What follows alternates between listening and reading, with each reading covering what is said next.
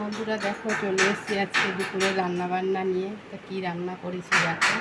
তো চলো সবার প্রথমে দেখাচ্ছি ভাত, সবার প্রথমে ভাত, তারপরে কি রান্না করেছি দেখো।